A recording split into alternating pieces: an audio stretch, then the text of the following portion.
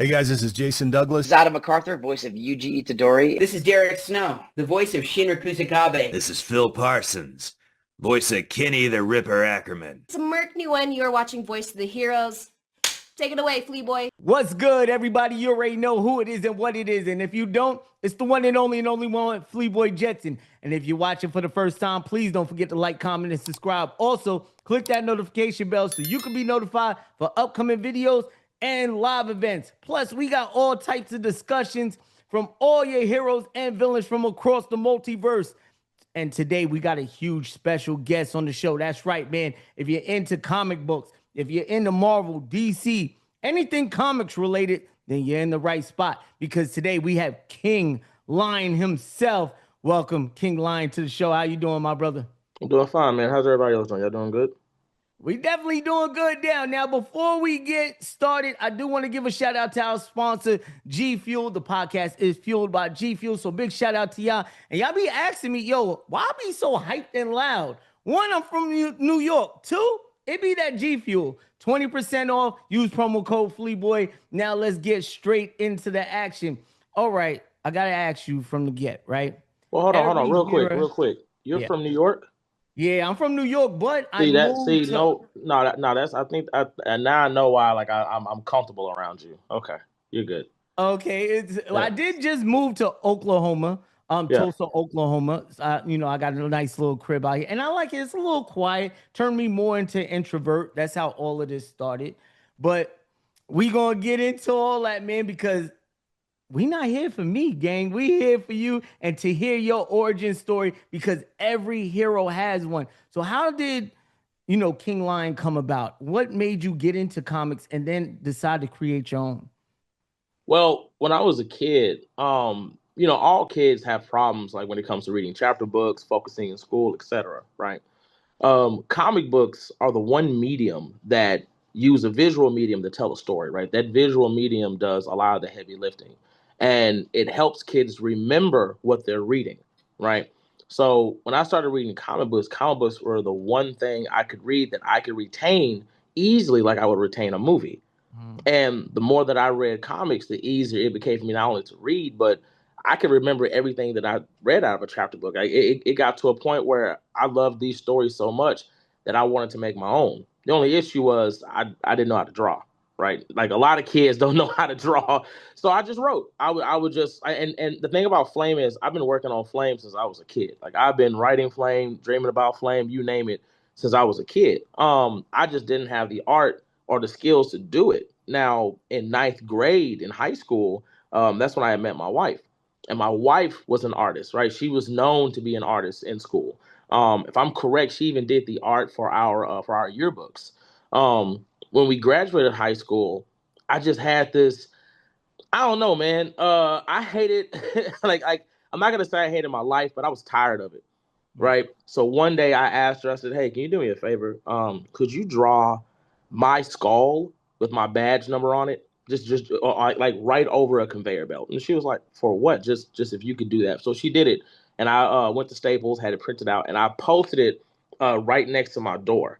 Right. And every day before I would go to work, I would just stare at that picture for like 3-5 minutes, because like I wanted that hate and anger to like get me to do something to get out of it. So one day we sat down and I was talking to her about it. I said, hey, if I write this, can you draw it? And she was like, well, I'm used to drawing portraits. I'm not used to drawing comic books. I said, I don't care. This can be a learning experience. We can grow together. You can't do this now. Cool, we can get to this level. But if I write this, can you help me bring it out? And she goes, yeah, okay, cool. So that's how it started. And before you knew it, we had our first 6 books. We had got published, and we did, I believe, when Flame got published on its first sales day, it did $20,000. Its first sales day, we did something that no other comic book creator in the independent space has ever done. We released 6 books at the same time. Not because usually, you release a book, then another book. No, we did all 6 at the same time. And it did $20,000 in the first day. My God. Now I gotta ask you, right? You brought up Queen. Big shout out to Queen Lion, man, if you're watching this. Oh, she's Um, listening. oh, she's phenomenal. I love her art. But I do want to ask you, right? Because me and my wife, myself, right? Well, she's the producer. She does all the editing for my stuff, all the thumbnails, been the driving force of this podcast, and also, everything else that I've done. Because the podcast is like new to me, potting Yeah. and things like that. But sometimes we bump heads with creative differences. Like it might be a war now. It might be World War III in here. I'm wondering, do y'all bump heads anytime when it comes to creative differences when it comes to the Flame universe? So the issue between us is like we don't bump heads with creative differences. It's the fact that like with my imagination, it's hard for her to like sometimes put that on paper, Mm. right? So we'll get frustrated because multiple times she'll end up redoing something, or she'll go, "Is this correct?" I said, "No, I need it this way. I need it that way." Like no, turn Oh, this they way, hate that. add They this, hate that and extra work, yeah, boy. it'll get to a point where I'll turn around and she's just gone. I'm like, "Where did she go?" I went to go walk. I'm like, you said it like you was gonna hit me. You all right? You good? I just needed to take a walk. Let's just get back to it. Is it good now? I'll be like, yeah, it's fine. Like I'm trying to survive. It's good. I'm gonna go make some content. I'm gonna make some content, and then like after everything is good, she'll redo it. Okay, now how is this? Okay, now that's perfect. Like it's hard, but because we've been together because again, we've been together since ninth grade. I'm like, if My I'm God, correct, God baby, bless I'm you, 34 man. now, right? Yeah, so I'm 34. We've been together again since ninth grade, graduated together. So we're combined. Like literally, she's one half of my brain, I'm one half of her brain. So it's gotten to the point now where we don't have those differences as much as we used to because we know like we can bounce off of each other easy. My God, what a beautiful thing, man. God bless y'all for real, for real. That is me and my wife been together 9 years, and you know what I'm saying? I hope we survive another year just being here. You know what I'm saying? Especially when it comes to, creating something. It's, because it's both of y'all vision. This is both of y'all Yeah. babies. This is like y'all had a child, and I know how much y'all care for it because the time, energy, and dedication that goes into this. Now, when it comes to the Flame universe, what's some you know, important themes or messages that you hope readers take away from the Flame universe? Well, first things first, and I know this is going to be a controversial thing for me to say. Some people might not understand it, but I've kind of I've kind of learned to stop looking for people to understand me or to listen to what I'm saying and just do it. And those who get the message get it. So when I first started Flame, right, I had to I had to really think about who it was for, right? As an independent creator, we're always trying to make comic books or we're always trying to make, just works of art for the black community, right? But for me, I kept thinking to myself, if we want to stop racism and we want people to feel like everybody's a part of something, then we have to create something that shows everybody, any one of you can have this ability, right? So when I started Flame, the thing that I thought about was what would be the power source. Everybody does the whole chi or I have the ability to control fire or something like that, right? I'm a mutant, I'm a mutation, etc. So I said, what if I turned melanin into a power? Mm. No, not something that required sunlight to activate or not something that just makes your skin darker. What if I used melanin as a way to create an entire power system? And I remember when I brought that idea to my wife, she's like, "Why do you want to use melanin?" I said, "Well, when you think about it, most of the racism in the world is, based off of someone's skin tone, how dark you are, how light you are, facial features, etc. If we want to stop racism and we want people to stop looking at themselves as different, then we have to show them that they're the same. And melanin is the one thing that everybody in the human race produces that connects everybody. I don't care if you're white, I don't care if you're Hispanic, Latino, Japanese, whatever. Everybody produces melanin. The pink of your lips, you name it. Everything, your hair color, your eye color, all that is dictated by how much melanin you produce. But no matter what happens, everybody produces it. Everybody just produces different, quantities of it, right? So one thing that I did in my book is that you won't see black, white, Hispanic. You won't see all you hear is melanated race. When a kid reads that book, that's what they hear, melanated race. And what I've done is that I've gotten white kids, Hispanic kids, Asian, you name it. Kids of all races that can connect with, because they start asking their parents certain questions like, what is melanin? Their parents like, what does the book say? Well, it's like it's a thing they can produce it. Yeah, well, you produce that too. You may not produce as much as everybody else, but you still produce it. So it gets them to kind of understand that, like, if I have this thing in my skin like you do too, then we're not different. We're not different at all. Like when you look at horses and cats, no matter what color you get, there's still horses and cats, no matter what happens. Hey, man, I like that. I Yeah. see where you're going.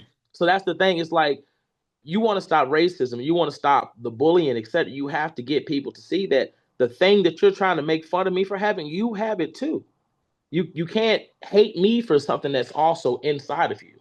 And one of the things that I want to do differently was like not just make melanin a skin thing. This is how they use their powers. This is how they warp reality. This is how they create their own clothing. This is how they make the world move and shape it to their own ideas and imagination.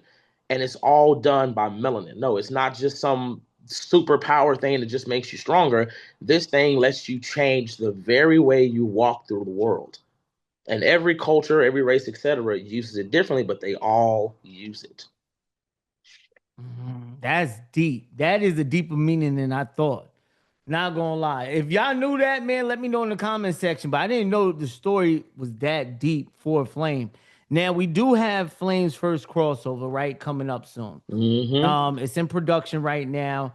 I don't know when the release date is, but it is also we're trying to get that done before the beginning of November, because like right now we're getting close to finishing it. We're getting close to finishing. Like Queen is working overtime right now trying to finish the story portion of it. I can tell you right now that just the story portion will be over 200 something pages. Just the story. We're not talking about art. Ooh. We're not talking about data pages. This is one of my biggest projects, and it's one of my biggest projects because it's getting an update in art, an update in writing. Like this is everything I've learned as a writer, as my wife being an artist, and we're taking all that and showing what we've become now.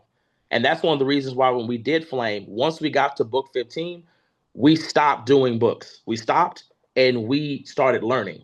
She started practicing on a drawing more. I started working on my writing, and we spent this whole time just constantly upgrading to now get to this point. And I'm gonna send you some samples after this live, but it's the art by itself is we're talking about Marvel and DC levels of art. It's Oh, I seen some stuff, man, right?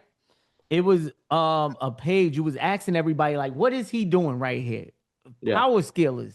What is he doing? And it was, bro, it looked like he was ripping right off the page. And that right there, them images hit different. And you know, I love the fact that we're getting a crossover with Flame and Impound, right? That's the book that's coming out for those who don't know. Flame versus Impound. Now I gotta ask you, right? Because I know a couple of other people want to know me personally, because I ain't caught up on everything like I should be. But is this going to be an actual versus where we see Flame and Impound get it on, or is it going to be like a Batman versus Superman where they get it on, but they gotta for a bigger threat? Or is that too much to ask? Or should I wait? It's okay, because I don't want to give away those spoilers. But for that one, I really can't answer just yet. What I can say is I can guarantee that when it comes to Impound, when it comes to Flame, if you're a fan of Impound, if you're a fan of Flame, you've never seen anything like this. Not just in art, but in writing. You've never, I can honestly say you've never even seen Impound like this. Like I'll give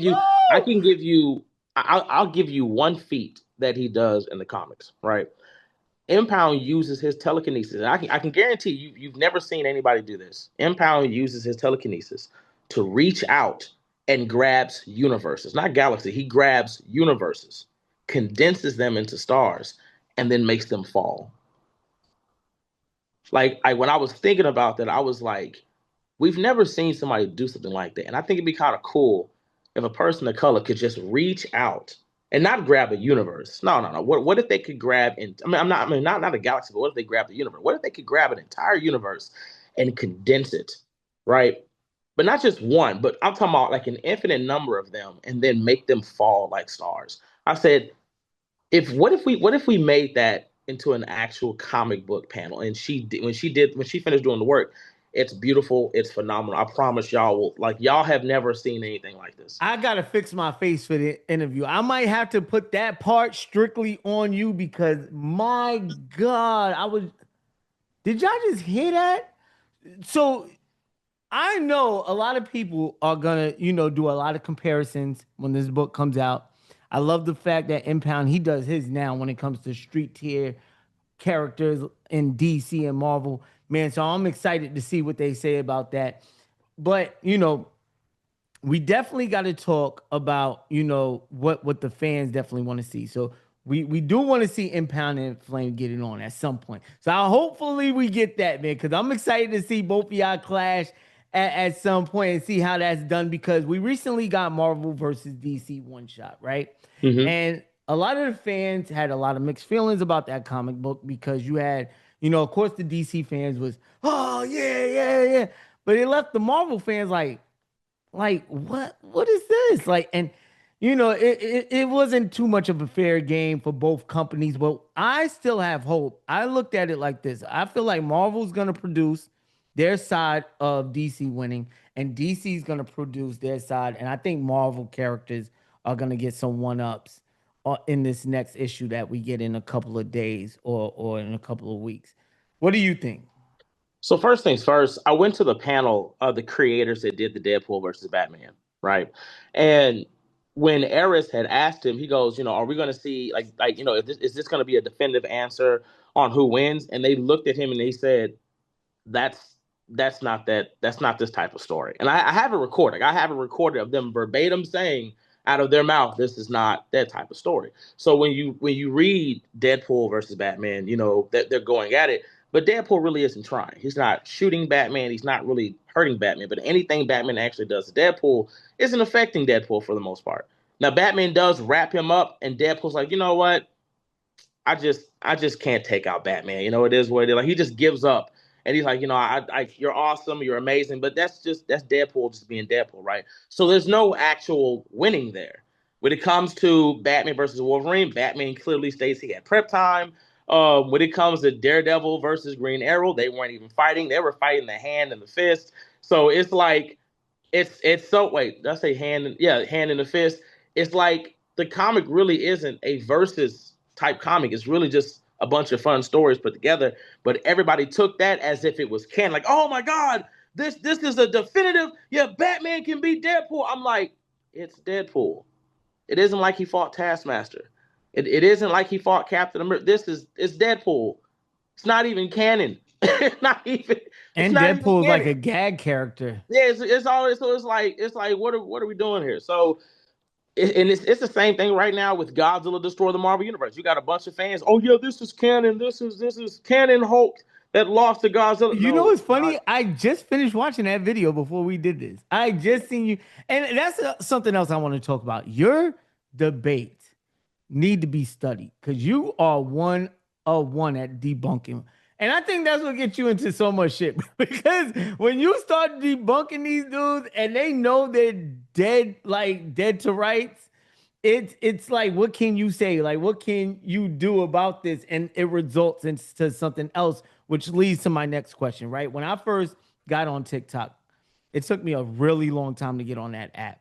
And when I got on it towards the end of last year, the first thing I started noticing was the comic book community. And, like I said, I used to get a lot of my information off Comic Historian, rest in peace, Comic Book Explains, et cetera, yourself, Eris, etc.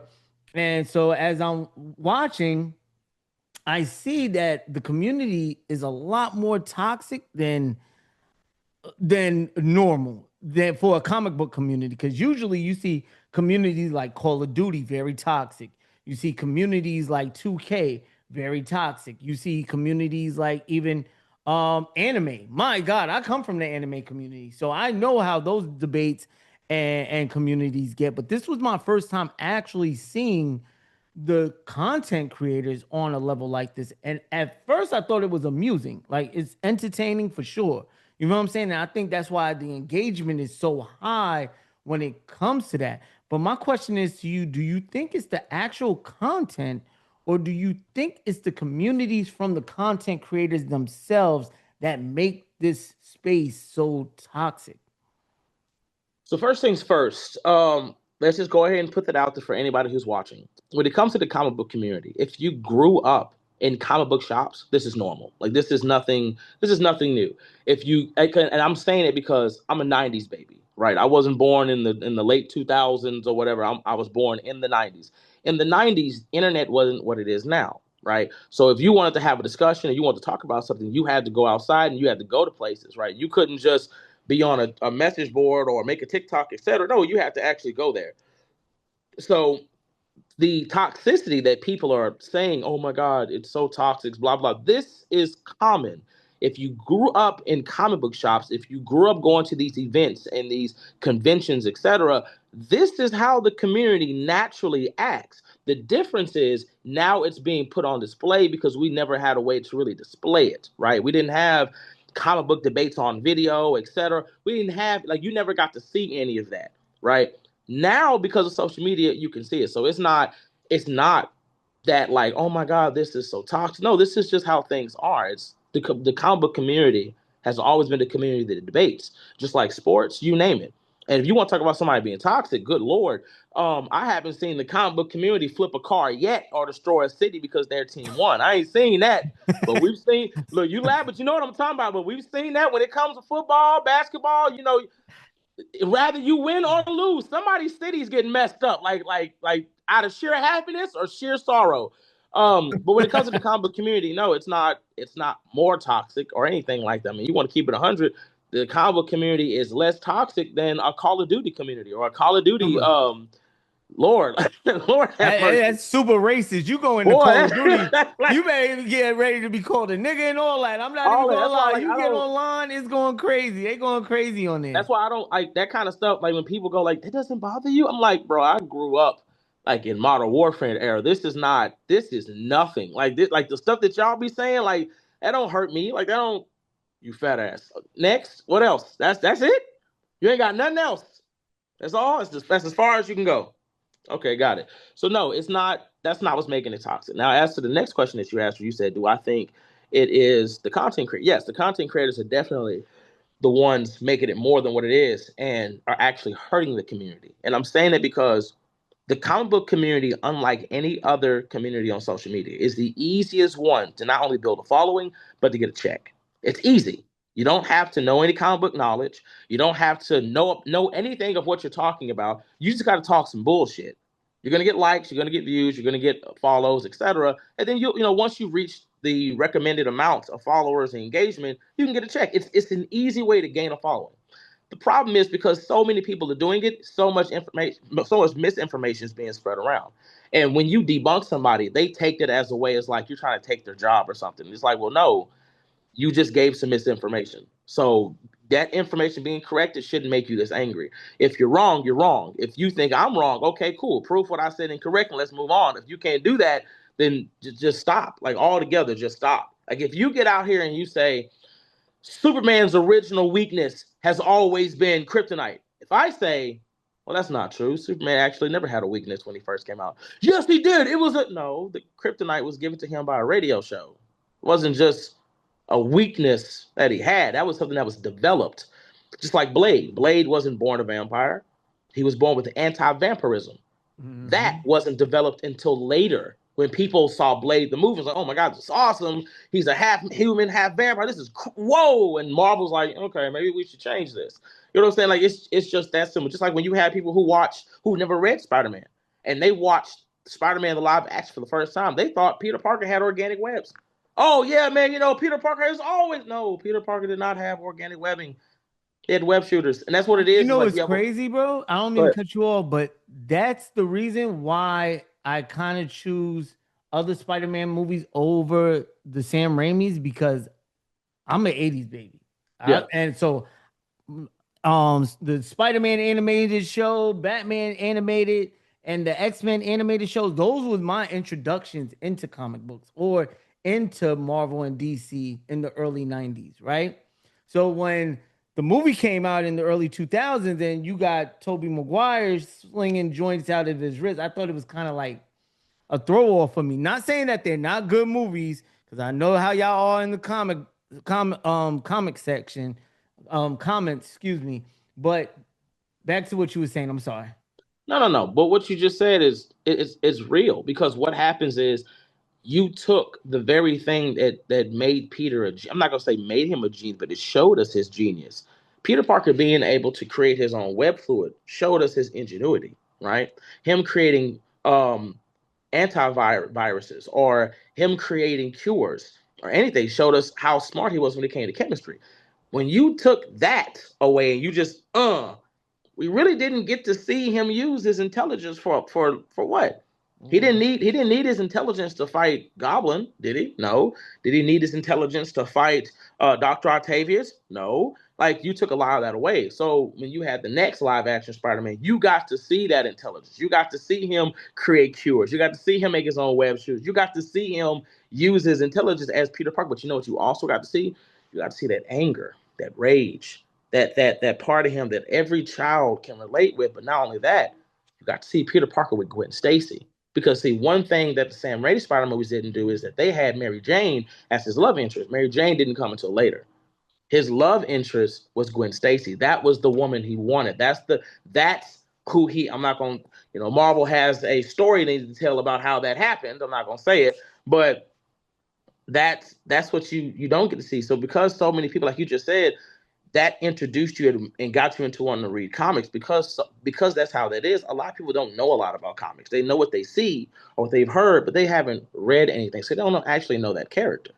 And that's where all the misinformation comes in, and why the community is so toxic, because everybody's spreading misinformation on a massive scale.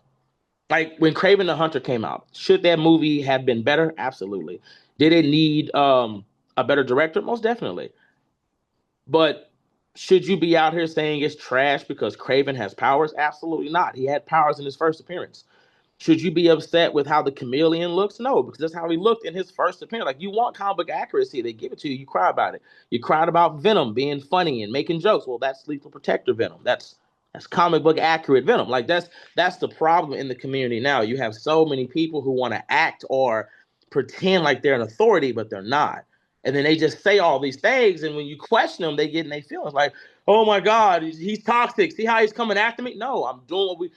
This happens not only in the comic book community, in the rap community, music industry, you name it. You get out here saying some things that's not true. You get out here acting like you're this and you're proving that you're not. You will get checked for it. Mm-hmm. And I'm gonna say this on live, because I was actually talking to Comics Explained one time about that.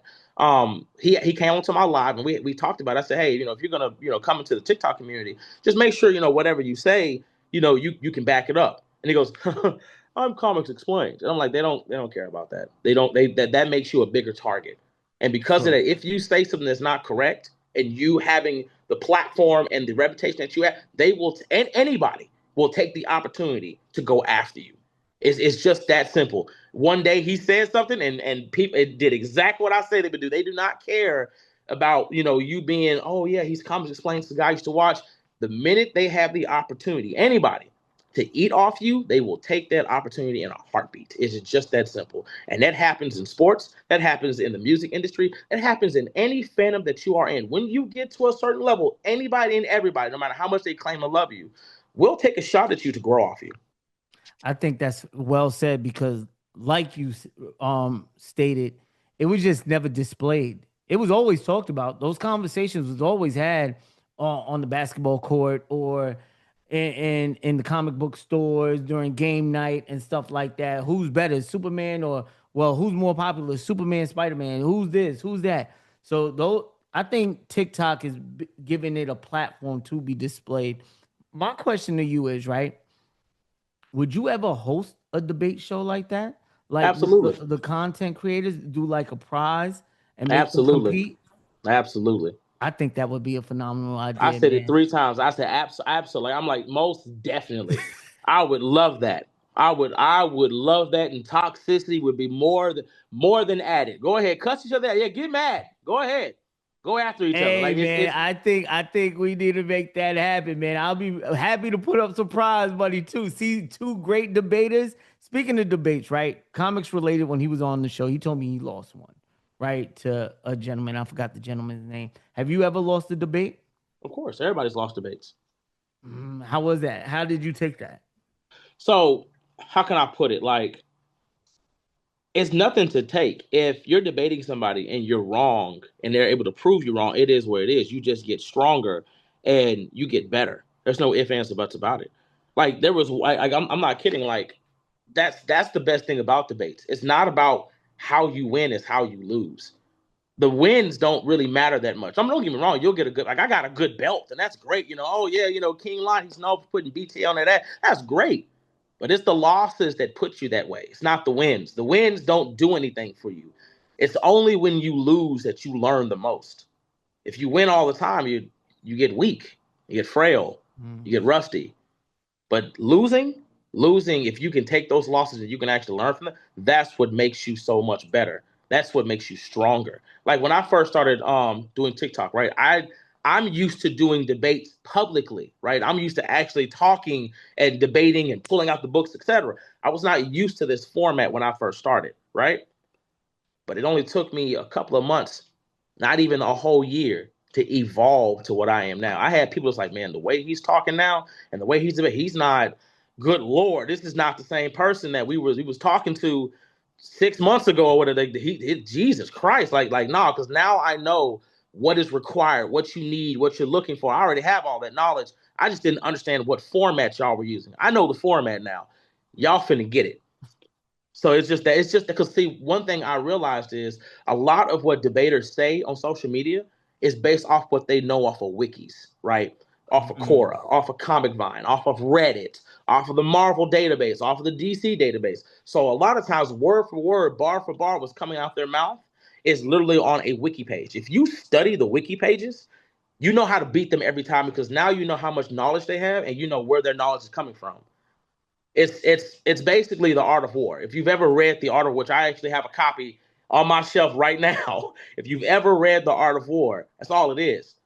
And the thing about it is, I already knew all the wikis. I was talking to my homie one time, and he said a writer gave him a quote, right? And I'm listening to the quote. I'm like, that's on the Marvel wiki.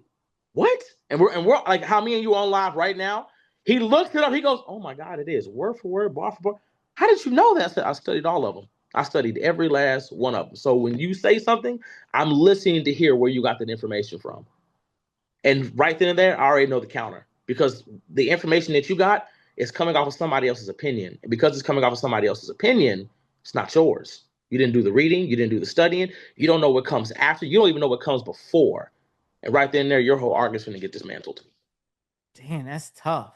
Yeah, so that's what makes you 1-1, man. That's pretty dope to know. Now, I do want to get into because we don't got you for too much time. So no, you're good. You're good. Oh, we good. We good. Cool. So now I do want to get into Marvel, DC. Who else? We got Image. All these other comic book companies, right? 2025 had a bunch of events, specials, one shots. What do you think was the best series of 2025? What was the best run? I can't really What was some of your favorite? that's the problem. Like, I don't have favorites. I love them all equally. But everything has their flaws, right? Like one of the issues is when Absolute Batman first came out, I loved it. I went to the store. I'm not kidding. I went to the store and I have pictures where I was getting people to buy every book off the table. I'm not kidding. I have so many different variant covers. I mean, most recently, it's right next to me. Most recently, I went out and bought this issue #1 of Absolute Batman Treasury Edition. Look how big this book is. See how big this is? Yeah, that is ridiculous. Do you see this? Like you take a normal size comic book, right, and put that. Look at the size difference. That's almost 2 comic books put together. You know what I'm saying? No, it's way more than 2. So that's what I'm saying. So it's like Like I love after the Absolute universe is great, but it's not the best, right? Absolute Flash is kind of falling off. Absolute Wonder Woman is phenomenal. Absolute Green Lantern, Absolute Martian Manhunter. It was interesting in the first issue, 1, 2, but Absolute Batman is great. It's just kind of moving a little too fast. It has these high moments and it has these low moments, but it's still great, right? Whereas when it comes to Marvel, Marvel has had a lot of good series, but it also had a lot of series that fell off. Like, I don't really like the X-Men series that's got going on right now. Like, right now, the X-Men series has just fallen off a lot because they got rid of the Krakoa age, right? Now we're going back to the same stuff we had before, and that's just like, ew. Nobody wants this. Then you had Gods, which didn't come out in 2025, but it came out in 2024, but it was still great, right? You got One World Under Doom, which had a bunch of spinoffs, but it's good. It's not the best, though. But when it comes to DC, DC has gotten Aquaman, which Aquaman is phenomenal. There's Zatanna is phenomenal. Flash getting there, is getting back to its flow. Justice League Unlimited, phenomenal. I won't say not the new Batman runs, but Batman issue 1 and Batman issue 2 are good, but they could be better. But it's like it's hard to place which one's the best, not just by what's being bought the most. Because as of right now, I think last week, top 5 comics sold were of the Absolute Universe. It wasn't a main title of DC, and it wasn't a main title of Marvel. It was a title that's not based off of the universe itself. It's basically, you get what I'm saying. So it's hard for me to pinpoint what's the best or what's my favorite. I like them all. They all have their flaws. But if I could say which character has had the most growth, if I can say which character storyline is the most interesting, for right now, this is going to suck to say this, but I would have to give that to Aquaman. Aquaman in one series has gotten more growth than a lot of DC characters and a lot of certain Marvel, not all, but certain Marvel characters. And Aquaman has been put in a position to where he's not only likable. I was buying variant covers just when it's that good. Like Aquaman series is that good. It really is that good. Now Marvel has what issue are they up to right now? I forgot the number, but they got a couple of them out already for the first season. The first season kind of is, I'm not gonna say it's finished, but like the first season it's basically done. We're waiting for the next one because now he's kind of in and out with the Justice League Unlimited because they're dealing with Darkseid right now, basically becoming Omega Darkseid. And then you have the DCKO event, which was perfect. The DCKO event was amazing. That Jesus, it's not even finished, but that comic by itself, whoo, yeah, I enjoyed that. But for me, I would say that Marvel has to they gotta get their steam back. A lot of issues that they had are kind of on hiatus right now. But I know one of the issues that I just loved to read over DC's KO over Aquaman was Scarlet Witch. Scarlet Witch, the Phoenix Force, like those two issues by themselves was amazing. Like if you love Jean Grey and you love Scarlet Witch, those two series by itself they just do so much. Now, don't get me wrong. It gives those characters so much growth that they haven't given for a lot of characters, right? And when it comes to Aquaman, when I say Aquaman has had the most growth, it's because for a long time he was kind of trash, right? He was a trash character. Like he was the one we made fun of because he threw water balls. Right? That's what he did. That was his power. If you guys remember Justice Friends, that's what he used to do. He used to take his hand like this and make a water ball and throw it at you. Like that was his power, talking to fish. But now Arthur is a god now. Like he's a god. You introduced the blue and now he has control over it. You know what I'm saying? You've given him a new Triton that's also a sword, and him as a character is just so much better now. He's so much like I'm enjoying reading him.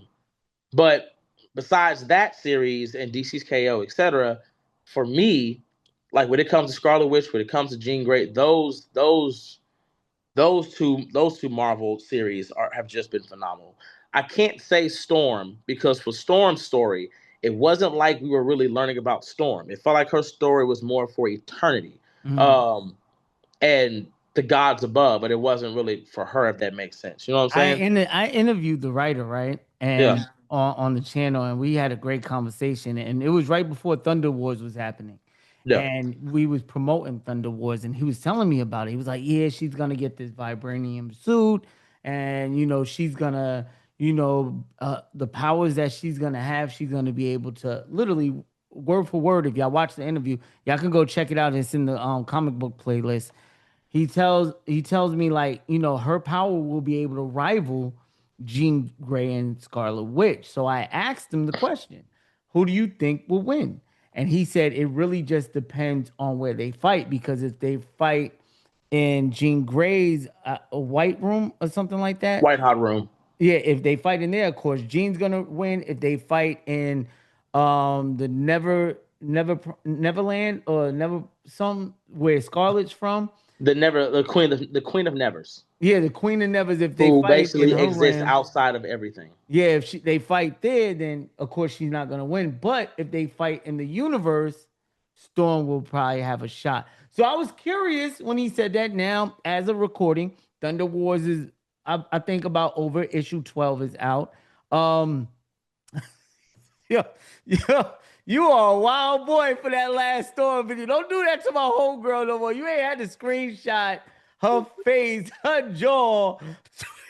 You gave me fucking nightmares of my baby, because I love Storm. Everybody knows I'm a huge Storm fan. Look, I see said, that look, shit, I said the was way like, the way he hit her, he was racist. I don't give a damn what you say. That was racist. You like I heard every racial slur you could think of. The way that like you could have like punched her, and you didn't have to see her face. They wanted you to see how he did her. I was like, that's racist. That's gotta be like, I'm sorry. Because he said, these hands have worked miracles. Oh, Jesus. yo, that's another. I gotta applaud you, right? The way you do your content, bruh. It because I'm from the Bronx, man, born and raised in the Bronx.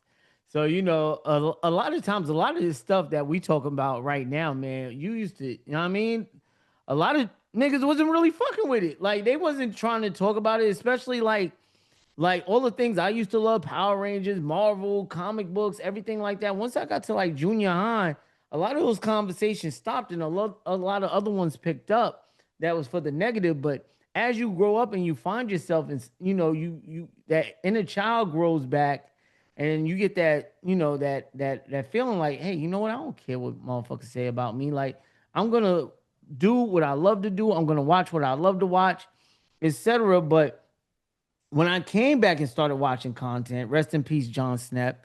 He was one of the first ones that put me on. I forget, they had like a little podcast called Heroes, and then I was like, oh, motherfuckers still read comic books. I was like, okay, let me check out. Then Comic Historian, all these other people came up, and then I found somebody I could relate to. This gentleman here right now with me. I found somebody who spoke my language. And don't get me wrong, they was like, shout out to all them gentlemen. I don't want to discredit none of them, but their stories, you watch for a minute, and you know what I'm saying? You go to sleep listening to it. Yours, man, you laughing, you cracking up. You like, yo, this nigga's a fucking fool, bro. What the fuck? And it's entertaining, but you still get the knowledge you need. And also, you still get a lot more, because that ain't the only content you do. It ain't like, oh, Yeah. you know what I'm saying? Because you're very intelligent. It ain't like he's just being ignorant 24/7. But those are the content that drives multiple different fan bases.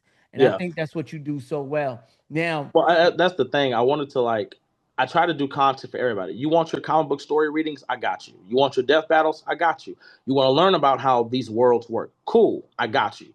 But for those like you, like me, that we don't want the rated E shits. Like we want to like talk about this shit like if we was talking out in the hood somewhere. And that's why I call it hood readings. And I started doing those. They were just like, thank God, please. Like, because it not only makes them interested, but it's so funny. It makes them want to read it more. And they actually will go out and read the shit. And it's like, I'm not gonna lie, I read it.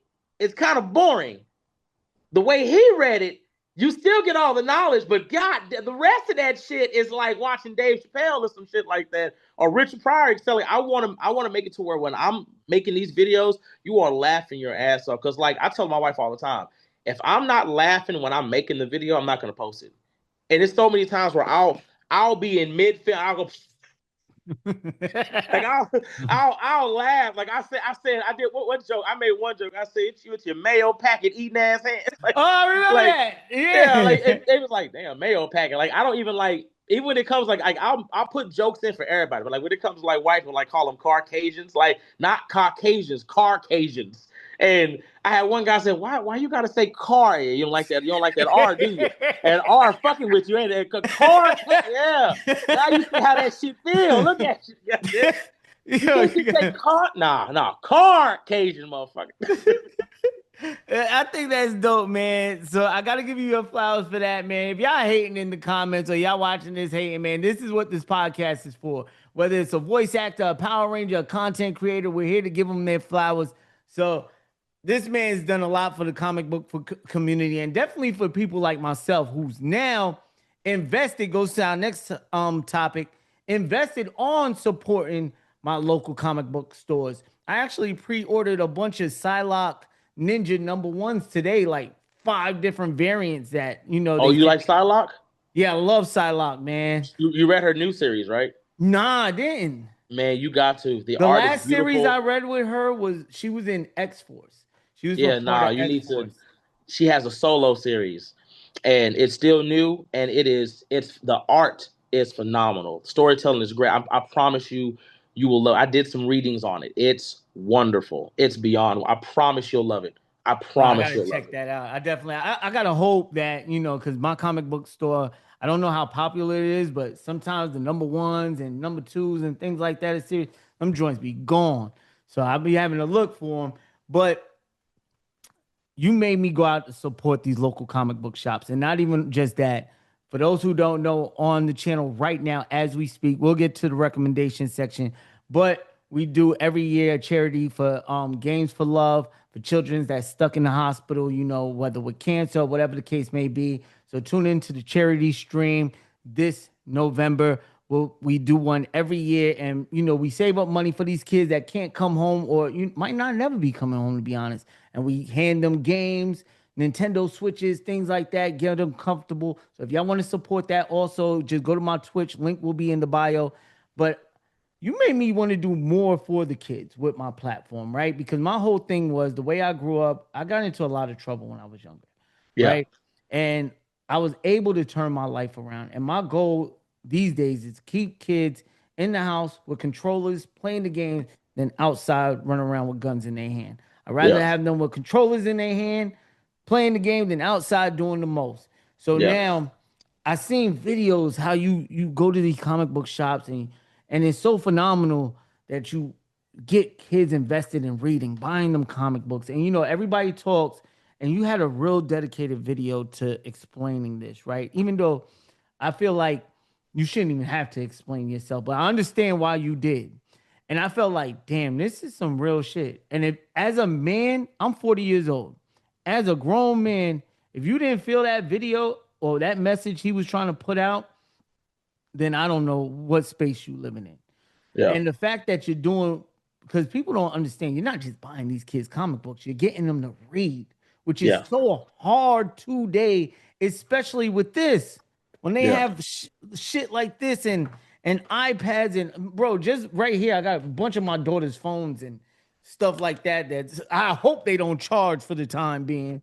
But they so stuck on the game. The fact that you're putting, odds to pages is a phenomenal thing. What made you start doing that, right? And also, why is it so important to support local comic book stores? So first things first, when it comes down to it, like when I like how can I put it? Comic books can save your life. Books can save your life. And comic books, for the most part, not only help kids find who they are, but it helps them it helps them read. It helps them read in a way that when you're in school and you have to read out loud or you have to do certain work, it's hard because it's boring. Comic books makes it interesting, right? what made me want to start doing this for the kids is that I started realizing that, how can I put it? I was a kid myself. And I remember Stan Lee was talking about this. You can find the video on YouTube now. He said a lot of books weren't being made for kids, and the focus was being taken away from them and being pushed onto the adults, right? And I never understood that until I got older. A lot of the content that we do and a lot of the things that we do for the comic book community isn't for kids. Most of the people who go to these red carpets aren't kids, they're adults. Most people who get these opportunities to work with, big companies, etc., aren't kids, they're adults. And a lot of these kids feel left out. They look to us as leaders, you know what I'm saying, as their role models. And a lot of the content stuff that we do isn't even geared towards them whatsoever. So I wanted to change that. And I wanted to make a point when I did it. I wanted to prove you didn't need hundreds and thousands of followers to support kids. You didn't need a big company behind you. You didn't need this event, that event. You need, all you needed was $40 in your pocket and the will to do better. So when I went to these comic book shops, I stopped buying all these big old stacks of books and coming on social media. Oh my God, guys, look at the stack of comics I bought this week. I stopped doing that because that's not helping the community. Taking that same money, that same amount of money that I would have spent on myself on some books that I would have already read, taking that and putting it back into the community is better. Because it lets those kids know that they're cared about. It lets them know that somebody's looking out for them. And you're doing more than buying them a game system. You're doing more than buying them a new phone or some new J's. You're buying them books. You're buying them shit that's going to make them better as a person as it is. And every time I go to these comic book shops week after week, I have these kids returning. King Lion, I'm reading this, I'm reading that. Can you help me understand what's happening here? What's happening? Wait, what are you talking about? Right here. So what does she mean when she says Scarlet Witch enjoys true freedom? What does she mean? Oh, well, that's the hierarchy. Go give me that Phoenix book over there. Give me that one right there. Okay, you see how Jean Grey is with all these other like embodiments, etc. Yeah, that's the hierarchy. You see, each one of them has a pecking order. There are rules and regulations to how they work, right? So she has to follow that hierarchy. Scarlet Witch does not, because she's outside of it. The Queen of Nevers works and lives outside of everything. She does not belong to our hierarchy. No one can tell her what she can and cannot do for the most part, unless you're the one above all. Other than that, that's what she means by true freedom. She's not bound by the limitations of that universe or the reality, the rules of that reality at all. She goes, oh, but see how you explain it to them? That helps their mind evolve because now they're starting to understand. Oh, okay. Do you have examples of that? Greek mythology, Greek like Zeus. Zeus is the king of the gods, right? Yes, and there are those who are under him, and there are some who are equal to him, and there are things that are above him, like the Titans. I get, like, now they're learning more than just comic books. They're learning mythology now. So I'm saying. And now that what you've just done is not only sparked their interest into books, into lore. Now they want to go out and they want to get that knowledge for themselves. They don't just want to be comic book readers. They want to be scholars. They want to be little Indiana Jones, right? Now they want to be Tomb Raiders, etc. And when I started seeing the effect that I was having on them and on my community and how many people were coming to the shops just to support the local shops, that's when I understood I was doing the right thing. I understood that I didn't have to do this because this is what was important. So I'm saying, so you don't see me doing the whole look at this fat stack that I got this week or whatever. When I do a comic book, hey guys, this is what came out this week. I'm doing that in my local comic book shop. When these kids are coming out, it's not just kids, it's kids, adults, women, you name it. I don't care how old you are. I will just walk up to somebody, hey, can I buy your books today? That's $130. Yeah, can I buy your books? Okay, go for it. Is there anything else you want in the store? No, I wish I see you at one of my comic book stores. Yeah, they'll look at me. They'll go, "Are you positive?" And I'm like, "Yeah, absolutely." And then I'll pay for it. They'll go, "Oh, you just pay? Okay, what the heck?" Like I had one kid. I'm not even kidding. I have it on video. He was like, "Can I get Legos?" I'm like, "Yeah." Which ones? Whichever ones you want. You serious? Yeah. So he said, "So if I get this big box, you gonna get it?" I said, "As long as you grab some books with it." Okay. So He got his books, he got his Legos, and then I bought him. I didn't even know he didn't have a comic book box. I bought him his first comic book box. I got him some posters, etc. And that kid now gets to go home not only with a Lego set that he has to build and use his brain for, but now he's got books that he's going to be reading. He's got a comic book box. At some point, will fill up. Then he'll get his next box and his next box, his next box. And when I realized, I'm like, this is how you create new readers. This is how you create new fans. Because when that kid gets older and you or somebody else interviews them one day, so how did you get into comic? Man, King Lion bought me my first box. You know what I'm saying? Wait, what? Yeah, I still have that box. He bought my first box, first couple of comics in it. You know what I'm saying? And then I started buying, I bought my sister her first box. And then my homeboys bought his sisters their first box. And it's a chain reaction that's how you build in the community. And like you said, you started doing a video where I had to explain myself. And you're right, I shouldn't have to. But I was mad at first, but then I wasn't mad because people needed to see that. And when they saw that, it goes, he spends a couple grand a month on his own shop. Like he ain't just running he's actually doing this shit. Like I was like, oh, you want to see my finances? Cool. Here's my finances. This is how much I spent last month.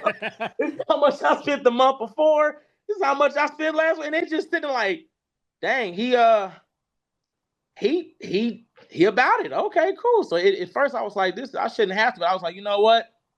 Nah, cool. Here y'all go. Here, this is where the money's going. Back into my community week after week. And as you saw, nobody else had nothing to say. Hey, and that's how it's supposed to be. That's how you shut the haters up, right? And one thing I seen a company do, right, that I thought was really interesting, and I want to get your take on this. I actually made a video about it, but I can't remember the company that did it, right? I want to say Image, but a comic book company said that they would, for now, be sending the comic books out to purchase in the local comic book stores before they sell them online on their website or anything else. So you have to go to the comic book store to pick up these copies starting next year. That made me think if other companies follow suit like Marvel, DC, that would support all the comic book stores because people would actually flock to these stores now to get them. But I understand why some companies wouldn't do it because, you know, you got the pre-orders and that's how they sell a lot of their stuff because pre-orders are really, really important, y'all. So if y'all love a comic book character and they got a series coming out and they got pre-orders, get them pre-orders because you don't know how much you're supporting that. But how do you feel about that? So me personally, I think it's amazing. Like Marvel and DC have they have the DC Infinity app. Marvel has the Marvel Unlimited app, right? So they have their own comics, webtoons, etc. that's on their own websites, right? And they don't normally post all the new comics on those websites until a month or two after the new releases. So you have to go to the store to get the new comics if you want to read the new comics. It won't be on the website for a while. But I think that's an amazing thing. I think that's a great thing because you're forcing people, if you want to read this, you got to go into the store to read it. Like there's no choice. You have to get in there and you have to pick it up if you want to be able to have it in your hands. It's just that simple. What I would say though is I would give more of an incentive. I would start, if I was Marvel and DC, I would do more for my local shops. I would pay somebody. I don't care who it is. It doesn't even have to be me. It'd be awesome, but it doesn't have to be me. To go into these shops around the country and host events where we get people into those shops to buy books. We make it the thing. And what's crazy is you have influencers in every state. In every state. Ooh, I see you cooking. And you can easily get these influencers to start supporting their local shops. Go ahead. If you want to pay them, pay them. You don't got to pay them much, especially if it's a shop they're already going to, but do some events. Do something to get people into those shops. You know what I'm saying? If you buy blah, blah, blah, we have this for you. If you come and buy a comic book today, you might have a chance to be flown out to the next red carpet. If you do blah, blah, blah, you might have a chance to come to this meet and greet that we're going to have in LA or something like that. Like there are things that you can do to get these comic book shops not only known, locally known, but to put them on a bigger scale because without these shops, these comic book characters really wouldn't exist. The movies are cool, and the movies do they do a lot, but nothing does more like those books. Nothing will teach you who that character really is like these books will. And I think these shops who have been loyal to these companies for years deserve that. I think they do deserve. Again, you have influencers in every state. Let's say it again for anybody who watches this. You have influencers in every state. There's no reason why you can't make that happen. There's no reason why you can't get the kids in the store day. There's no reason why you can't do that. And the thing about it is, us as influencers, we've proven that if we can do it, you can do it too. And we do it on a consistent basis. We do it on a consistent basis. You do so much for movie TikTokers. What about the ones that actually build the communities up? Ooh. What about the ones that actually make these communities what they are? Because the movie community is one thing, cool, but they don't create like we create. They don't pass information like we pass information, and they don't show out like material comes from. Exactly. Because no matter what happens when that movie gets released, you know who they calling for the information? King Lion. Is Sentry's origin story accurate to the comics in the movie? Yes. Oh my God, really? Well, these people said it wasn't. They lied to you. Damn. Hey, King Lion, is this accurate? How does this happen? Hey, King Lion, is Iron Man the new Doctor Doom for the MCU? He's the new Doctor Doom for the MCU because he's a variant, but it's not Tony Stark. This is a alternate dimension Tony Stark that is Doctor Doom. Oh, okay, that may like they're coming to us to give them the information that a lot of these movie guys aren't getting because they don't know any of this information. So it's just how it is. Like no matter what happens. I don't mean to cut you off, but I got a very quick question in my head that popped up as soon as you said that, right? Because I've seen some gentlemen, I don't want to say names because it's really not that important, but I see multiple movie talk people have certain opinions on movies when it comes to the comic book space, right? And some of their takes be crazy. I'm not even gonna lie to you. It be and mind you, I don't consider myself the biggest comic book guy, but I done read a nice portion of comics in my days. And even now I'm reading almost multiple Marvel issues that's out right now that I've been enjoying and having, like Imperial. I've been reading that. I've been God. Yeah, that right there has so much potential, and I don't know what happened to that. Like the first issue had me like this, and now it's like, okay, let's just. I don't know what's that's irritating. I hate that because it's like when I saw Black Panther and Hulk fit and go, I'm like, oh, let's get it, and it was getting good, and then they just like it just declined. I'm like, okay, you had me, baby, you had me. Can we? The next couple of issues better have me like this. It better have me like this. God. The same thing with X-Men. I feel the same way about you. To me, I feel like it's too many stories to even keep up with. And even with Ultimate X-Men by Peach Momoko, she's one of my favorite artists. Oh God. I love her art. So even just from the art alone, I'm gonna cop her stuff. I cop her variants, everything I can. And even that is a little, you know what I'm saying? But for the most part, I feel like the movie guy takes, not saying no names or what movie guys, but I feel like sometimes they do it for the clicks. What do you think? That's the format. That's what I said before. You don't have to know any of this stuff to be a part of this community. You can just get out here and just say stupid shit. You don't gotta say no names, but it was a video that came out recently where bro was like, oh yeah, I don't like how Marvel takes certain things out or they mess up certain characters that I really, really like. And dude was like, okay, cool. Name one. Oh, the Mandarin. We talking about, okay, we on the same page. You don't even like, he goes, you don't even like the Mandarin. Matter of fact, name one Mandarin comic that you've read. He was like, yeah, you don't like, that's what it is. That's the format. And if somebody questions you and says that you're not about it like that, or you don't know as much as you don't know any of this stuff, then you just, oh, toxic. This person's toxic. This person's I'm being bullied. No, you're not being bullied. You're just like, bro, you can't do this in any other community. You can't go to sports. You can't go into music. You can't go to art. You can't do this in any other community where you say things you know isn't true, or you just spread misinformation, because people will check you. I don't care. Even in racing, Formula One, you can't. Like, it's just, there's certain things that they're just not going to let you do. But only in the comic book community can you be called a bully or a bad person for correcting misinformation, because that's all it is. Like that, bro. We got people on podcasts who argue and have discussions about if peanut butter is a nut.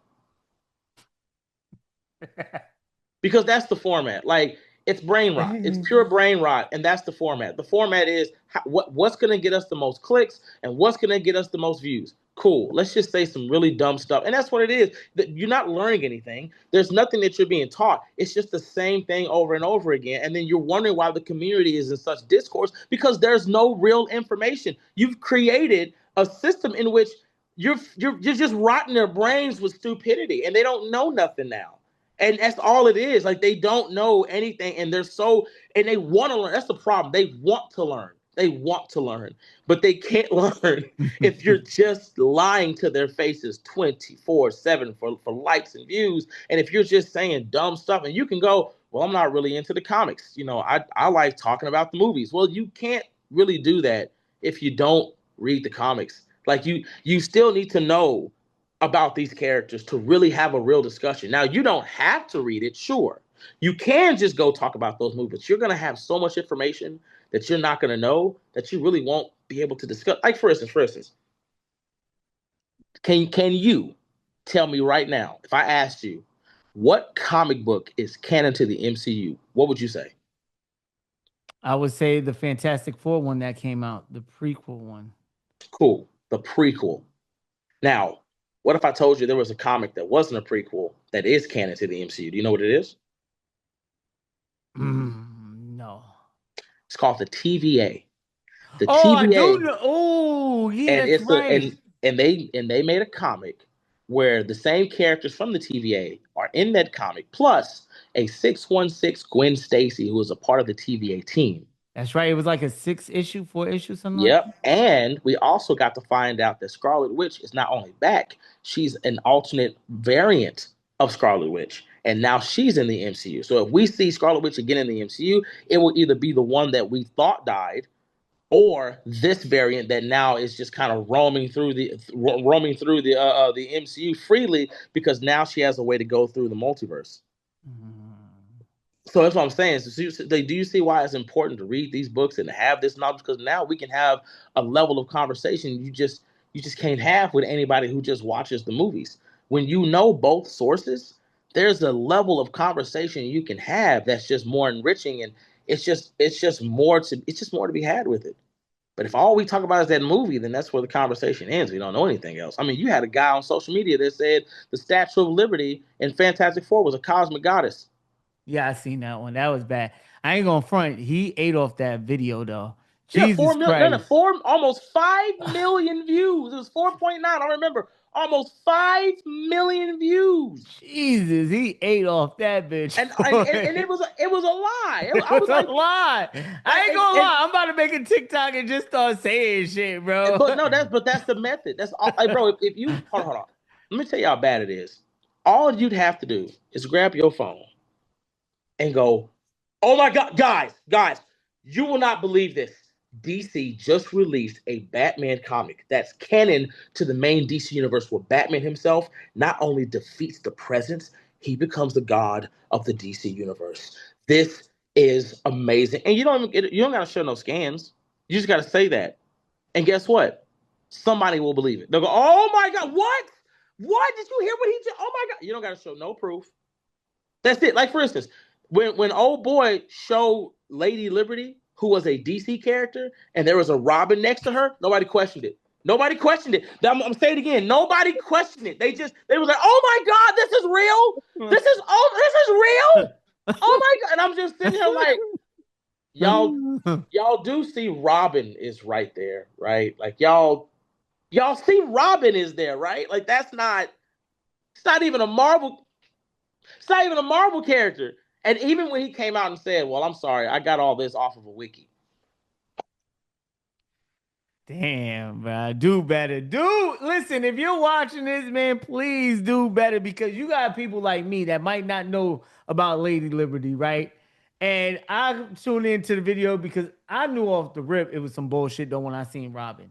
And then right after that, before I seen you debunk him, I seen somebody else.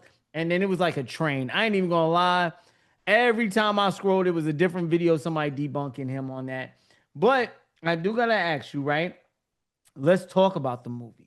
2026 is gonna be a big year for comic book fans, right? But this year, I expected to be one of the biggest, and it wasn't. We had the golden boy himself of DC, the probably not even arguably the biggest comic book symbol when it comes to the definition of superhero, have a returning movie by one of the greatest comic book directors of our time right now. People are even saying this man gun don't jam. You know what I'm saying? But me personally, I know I might get hate for this, and I had a couple of arguments already online. I didn't like the Superman movie like that. I thought it was okay. I don't even think it was one of Gunn's best movies. Like, I wouldn't even put it in his top three, me personally, but that's because he got them Guardian joints. Guardian joints hit different. But for me, and I did like Fantastic Four. Yes, I did like that a little better, but that's just me. That's everybody has, the thing about movies, they're subjective and everybody can have their own opinion on it. But we have Fantastic Four, another one, better than all the rest of the Fantastic Four we ever had, but still fell short, making just a little over half a man. 500, I want to say 50 million, something like that. I can't remember. And then you had Superman make 615 million, and Thunderbolts and Captain America also came out this year. They hit on the low end of 200, 300 million. Then you had a movie in a small niche, only $20 million budget, beat out both of them in the worldwide box office, Demon Slayers.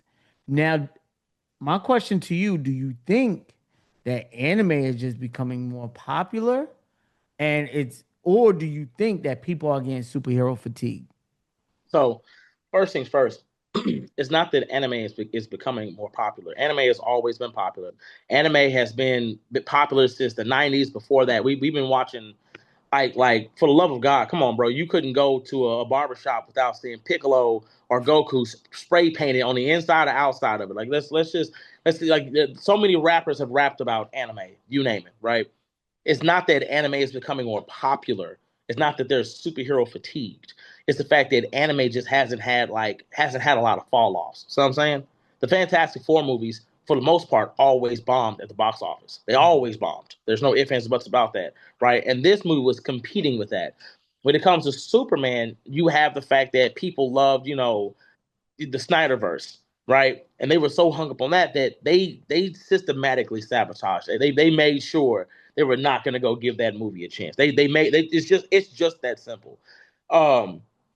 It's not superhero fatigue. It's popular to hate. It's popular to hate. And the issue when it comes to anime is anime has the kids. Anime has the kids. It has the kids and the adults. So it made all that money because it's got them both right now. Whereas comic books have been geared so much for the last couple of years to who? The adults. To the point where are the kids in any of this? Yeah, they're losing the kids. You're losing the kids. Anime said, we're gonna get them both. We're gonna get them. we finna be early 90s Disney. We finna have them both. You understand me? We finna have these kids in a chokehold. And that's why they're so successful, because they have the younger fans, the middle younger fans, and they have the adults. Again, you have the 90s kids who are adults now. You have you have them all.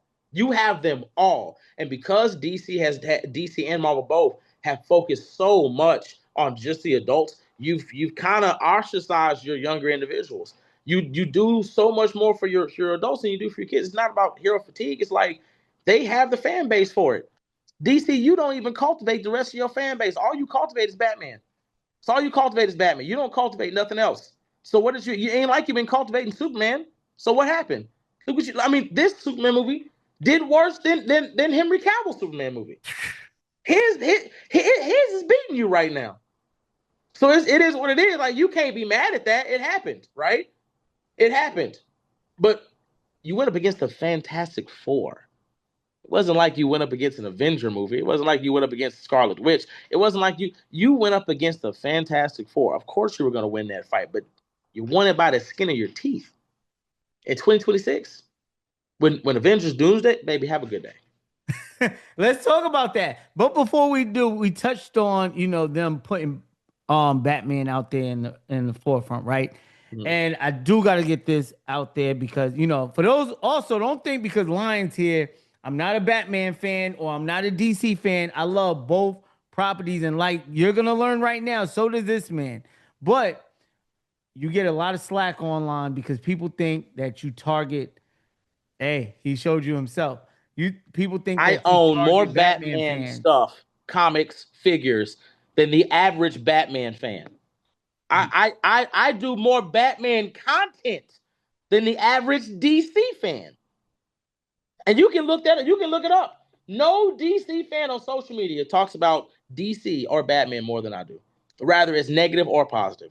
Because even when I talk about his stories, he gets nothing but a positive rating from me. I do my slander afterwards. But continue. So now we have basically the ComicTok basically already made up their mind how you view Batman. They feel like, you target the fans, you troll the fans, Batsexuals. Hey, don't kill me. I ain't make it up. This man right here. And then you also have a group of individuals who feel like that you're personally attacking them when you say Batsexuals, right? Me personally, I feel like, and this is my take to y'all and to everybody else watching, I feel like, bro, it's just entertainment at that point. And if you're taking something personal, then you're looking for something. You're looking too deep into something. Now, hey, maybe there's a lot more than the eye can see, and then I know because I'm not too indulged in that community. But I do want to elaborate on the fact I 100% got to agree with King Lion when I say if you turn on your HBO Max app right now and you go to the DC section, all you're going to see is Batman movies. Every animation that comes out, Batman's in it. Even if it's a Justice League animation movie, he's the center on the picture. And I'm kind of fed up with the last I love DC animation. I think they're better than some Marvel live action project. Absolutely. Hands down, I love that stuff. That's my favorite piece of media to consume is the DC animated stuff. And Constantine is my favorite in DC, by the way. That's my guy. But that's another story. But I do feel like, man, after that last Batman movie that came out, the Aztec joint, Aztec, I'm like tired of it. I don't want to see no more Batman Ninjas right after that, Batman Aztec. I want to see maybe another Flash, another Wonder Woman, Superman. No, you're getting I will agree Batman with you on that. I will 100%. They just announced you're getting another Batman. Jesus Christ. I'm not kidding. I'm not like you. You can't make this shit up. They just announced we have a new Batman animated coming. Well, that's wow. I knew that was coming. So it's like no, you're always gonna get. They got several Batman animated series like the Bat Family, all that Bat Fam. Like they're. Oh my God. Yeah, get ready. They even have the Mortal Kombat property. Y'all could do some of that. I love some of that stuff, bro. Yeah. Like that shit don't make no sense. Now, I think things will change, right? Because right now we're not sure what's gonna happen with WB, but right now you have two huge juggernauts competing for the company. You have Netflix bidding in, and you have Paramount. I believe if either one of these companies, whichever one it goes to. If Netflix buys it, you're getting the Snyderverse. I'm letting y'all know right now. If Netflix buys it, y'all are screwed. Henry Cavill is coming back. That day, he's walking in the office. No, I'm good. He's gonna be like, oh hell yeah, give me the suit. I can hear Ben Affleck right now. Give me the suit. Hey, so which company, right? Multiple questions because I don't want to sidetrack, but when it comes to the Batman thing, right? I do, because you explained to me personally before all of this. I do want you to elaborate on that, how you feel, even though you just quickly said it. But I do want you to elaborate on that because I think Batman fans, I think y'all got to relax. Me personally, I look at him trolling y'all. And for me, it's entertainment because I'm a Batman fan myself. I don't take it serious. I take it as entertainment. I thought it was a catchy phrase. It's funny, and I do agree that sometimes, bro, you just got it awful, motherfucker. Like, you Joker, bro, should have been gone. Like, but I understand he's one of the most recognizable villains in fiction besides Darth Vader. So I understand why y'all keep bringing this psychopath back. But let's talk about it. Let's have the Batman conversation. And then after that, we'll get into our universal questions and our recommendation. We got a PlayStation 5 giveaway with a Nintendo Switch too. Well, either one. Oh, y'all ain't getting both. I ain't rich like that. But we'll talk about that in a second. Let's go. So first things first, let's just get it on the record. When I first started social media, right? And I want to, and if you can clip this, I'll repost it, whatever. When I first started social media, I didn't talk shit about Bitch Wayne. I didn't. Actually, I told people, hey, I really just want to do Marvel content. If you guys have a Marvel question for me, I have no problem answering those. I don't really like messing with DC like that. Although I do read their books, etc. I'd rather just talk about Marvel. So I said that. The DC fandoms, the bad sexuals got upset, got pissed off, said some very racist shit to me, called me out on my name, threatened me. You fucking name, because I didn't want to talk about a character. Now, at first, I ignored it, right? I let it go. Like, it is what it's just stupid people online. Who cares, right? Then, did he go away? Yeah, all right. Okay, there we go. Then somebody asked me about Deathstroke. It was a kid, and I said, "Look, I don't really feel comfortable answering that question for you. I don't want to talk about Deathstroke, so I apologize." So his dad was like, "Well, why not? If you could just, is something wrong with Deathstroke?" Yeah, he's a PDF file. He manipulated a young girl, laid with her, and DC kept making him do it. DC does a lot of that with a lot of their characters. So it's certain characters in DC, your son and a lot of people just shouldn't be messing with, because a lot of them are just nasty. And he goes, "Oh my God, I didn't know. Wait, what? Are you serious? Like he's watched Teen Titan. Yeah, of course. You never read the comics. Deathstroke is a PDF file. He's nasty." And DC constantly brings that back up. And when I said that, people got pissed off. They got angry. It was like, well, he's a villain. What do you expect? I said, I don't expect you to do that. That's not a villain. Villains don't do, no, monsters do that. People who deserve to be put in the ground do that, right? So I was like, you know what? I'm gonna let that go. It is what it is. I didn't really start calling him Bitch Wayne, bat sexuals, you name it, until they wouldn't stop pressing me about that bitch over and over. Why don't you like Batman? Why don't you like blah, blah, blah, blah, yada, yada, yada. And this is my thing when it comes to Batman. I like Batman as a live action or a cartoon. I don't like that bitch as a comic book character. If you read Batman, he ain't shit. He literally ain't shit. He's a terrible father. He's abusive. He's a fuck up. He's a hypocrite. And the Justice League on their own have gotten on his ass about that shit. Hell, a lot of the deaths in Gotham are a result of him. Literally, he's a mentally ill, grown-ass man who not only can't get help for the trauma that he's dealt with, but he takes that trauma and he beats up all the other mentally ill individuals who also get fucked over by the system. So you're not a hero. You're a fucking enabler. You're a crooked cop. You're a problem. And you want to know what's crazy? Everything that I just fucking said, DC, the comics, and the movies have already said. So my whole thing with this fuck ass character is the fact that it's like, you have to think about it. There's nothing that I've said about him that DC hasn't said already. Hell, if you've watched Peacemaker, Peacemaker said everything I said word for word, bar for bar. Peacemaker literally said it word for word, bar for bar. So how can you be mad at me when the writers, the directors, and the company itself says this shit about their own fucking character? I am simply repeating what they repeat. You don't like it because you don't know the character. That's all it is. You don't like it because you don't actually know who this character is. And if you actually read this character and you looked at some of the shit that he's been through, you would go, oh shit. That's why oh my God. Yes, he is a fuck up. Oh my God. Like, you just had a creator, I'm not going to say his name, who basically said that Batman was an abusive father that beats his children, who puts his hands on kids, who is not a good person. He is not a good father. Okay. So why is it when I say it, you get so fucking offended by it?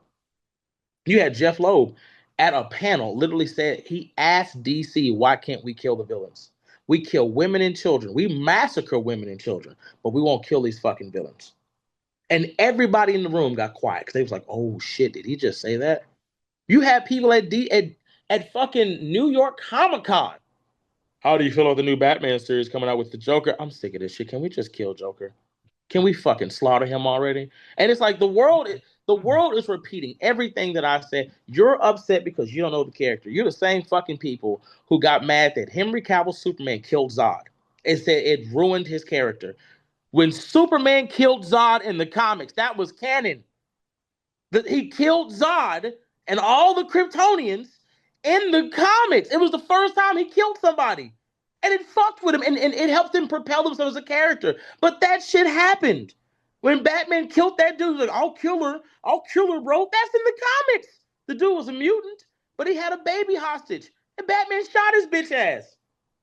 So it's like, the things that you're getting mad about is because you don't know the fucking character. You don't know Batman. You've never actually read his books. And you're getting angry about some shit that you should already know if you are quote unquote a super fan.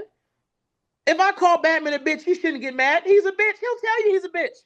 If I say Batman puts his hands on kids, you can't say, well, that's not true. It is. If I say Batman has relationships with sidekicks, you can't get mad because that happened. He got Barbara Gordon pregnant in Batman Beyond.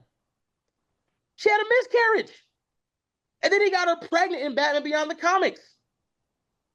If I say he's a shitty father, you can't get mad at that because his own sons have called him a shitty father. And I'm not going to lie, that's why I do it. Like you said, it's just trolling, but it's making a point.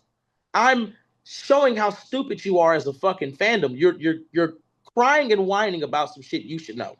You're literally crying. If I say Deathstroke is a PDF file, why would that make you angry? He's a PDF file. If I say Joker beats and murders and just slaughters women, why would that make you mad? That's what he does. Look what he did to Barbara Gordon. Nothing I've ever said about that fuck-ass character, DC, the comics, or even the live actions haven't already said about him. Even Batman out of his own mouth. If I really wanted to save Gotham, I could do more as Batman. I mean, I could do more as Bruce Wayne than I can as Batman. Cool, then do that. Go do that. That's a good point. And that's why Batman fans love me. Because it's like, Batsexuals don't like me. Batsexuals hate me. And that's what I want. Because the Batman fans don't. They love the fuck out of me. Every time I go to a convention, anytime somebody sees me, they hug me like I'm a long-lost relative. Baby, keep doing what you're doing. Stay on their fucking neck. Please. Because even they're tired. Like you just said, even they're tired of watching all this Batman shit. Every week in comic books, you produce more Batman comics than any other series that you have in your fucking roster. Every time you produce movies, instead of giving somebody a movie about somebody else, like, God damn it, you Batman. That's all you do, Batman. That's all you do. Just you talking to you today, not only did I learn we're getting a new Batman animated show, two of them, we're getting the Bat Family, and we're getting the new Batman animated movie, which is bonkers to me because we just had 3 in a row. Batman Ninja, even though shout out to the voice actors that was in that, Annie Wild and everybody else, man, y'all did a phenomenal job. No hate towards y'all. I love y'all. I got to interview a bunch of the cast, the new Batman, all of them. But my whole thing is, when is enough is enough? Can we get some other characters? Shazam! I would love to see another Shazam movie. Like, we got the little No, that's their Superman problem. That's their problem. That Shazam anime movie that they did was so goddamn good. They was like, damn, yeah, we can't do this again. God damn, they because people were asking when Billy was like, when Black Adam had Billy by his fucking neck and he was gonna crush that shit, and Clark saved it, he was panicking. He was like, no more. He just Shazam and went to whipping his ass, grabbed him by his neck. He was gonna take his life, and he was like, Billy, you don't have to do this. Why? He's like, why not? Why not? I don't have to be afraid anymore. I don't have to be weak. And he goes, yeah, that power, it feels good, don't it, Billy? Like, yeah, that's just intoxicating. That's right. Do it. Be like me. He goes, no, Billy. Be better. Be better than him. That's what I'm talking about. The dialogue in these movies is so good. And then you get something watered down like Batman Aztec or Batman, like, oh my God. And you got so much to work with. And not only you're feeding us all that, we're about to get Batman. What is it? Night Rain or something where everybody's a Batman now. Red Hood's a Batman. It's like Oprah just giving out cows. You're a Batman. You're a Batman. You finna get a therapy ass whooping by your own kids from different universes. Because of you, we all became Batman. Oh shit. Like, you just finna get your ass beat. Like, you finna get your ass beat by all your fucking kids who are Batman. And it's like, at what point, bitch, are we done? We had this in Arkham Knights. Like, at what point are we done? Are we done yet? Are we done yet? Please, can we Stops it Yeah, there. I think it's time to move on. Not only from this conversation, but DC, please, man, I love y'all. Y'all do phenomenal work. I'm excited for the Gunverse. I'm excited for everything y'all do. But please, and also green light that Constantine too, please. For me, if anybody ever sees it, come Keanu on, already man. said he'd do it. He already said it. He already said he would. Ah, He says, "Can you tell us a character you would love to play again?" I would love to do Constantine. Bitch, didn't pay him. Sign the exactly. check. Give him that's Keanu Reeves. Give him what he wants, man. Now, speaking, going back to the movies, right? 2026, we got two DC, two Marvel movies coming out. We got Supergirl, which is a phenomenal. I feel like it's gonna be a phenomenal movie. I know some people are a little shaky of it because she came at a little cameo and whatever the case may be. But bro, if it's one character I've read a lot, like was Supergirl. A couple of characters I read a lot from DC, only from DC, mine. Supergirl, and that's because I was forced to be honest. Them books was forced on me from ex I had. She used to read a lot of Supergirl stuff, and they was there, and she used to talk about it all day. Constantine, love my Constantine, and now I am currently reading the Absolute Flash series. I wanted to get the Wonder Woman one, but man, every time I go get an issue, Impulsive Comics, man, please get right, man. How can I get a subscription, man? I'll get one, man. Just hold these comics for me. But those are two that I wanted to read. Wonder Woman was one of them. But I ain't reading too many DC books. I'm not going to lie to y'all. I did get the KO event, and I did get the tie-in Teen Titans Evacuate Earth. I did get that, even though I felt like that was a filler. But my question to you is, right? We got two DC projects. We got our first horror rated R Clayface movie. We got Supergirl, Woman of Tomorrow. We have Avengers Doomsday. And we got one that I'm probably most excited for, Spider-Man Brand New Day. Right. And the reason why before I pass it the line, reason why I'm so excited for Spider-Man, not only because he's one of my favorite superheroes, is one, because they're out of Atlanta. They're out of that greenhouse. They're in the streets of New York. So we're gonna see great stunts. Well, you know we're gonna see great stunts, and my boy Thomas catching concussions right Yeah, he now. already got a concussion. Goddamn it!